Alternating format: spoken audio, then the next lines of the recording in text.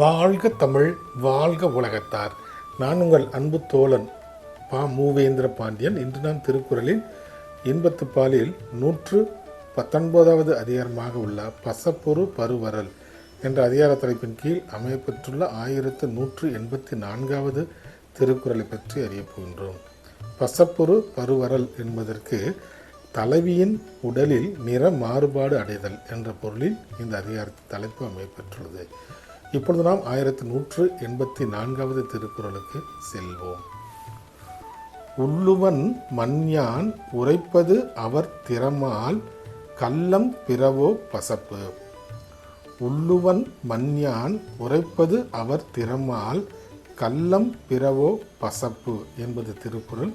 இந்த திருக்குறளுக்கான பொருள் என்னவென்பதை இப்போது நாம் காண்போம்.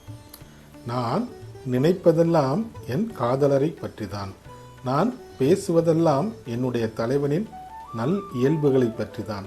அவ்வாறு இருக்கும்போது என் மேனியில் பசலை நோய் படர்ந்திருப்பது ஓர் வஞ்சகமாகவே இருக்கிறது என்று தலைவி கூறுவதாக இந்த திருக்குறள் அமையப்பெற்றுள்ளது.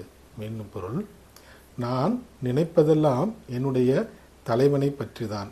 நான் பேசுவதெல்லாம் என் தலைவனுடைய நல் இயல்புகளை பற்றிதான். அவ்வாறு இருக்கும்போது என் மேனியில் பசலை நோய் படர்ந்திருப்பது ஓர் வஞ்சகமாக இருக்கிறது என்று தலைவி புலம்புவதாக இந்த திருக்குறள் அமையப்பெற்றுள்ளது. ஆம் தோழர்களே, நாமும் தினந்தோறும் இன்பத்துப்பாலை படித்து வாழ்வில் இன்பம் கொள்வோம். நன்றி, வணக்கம்.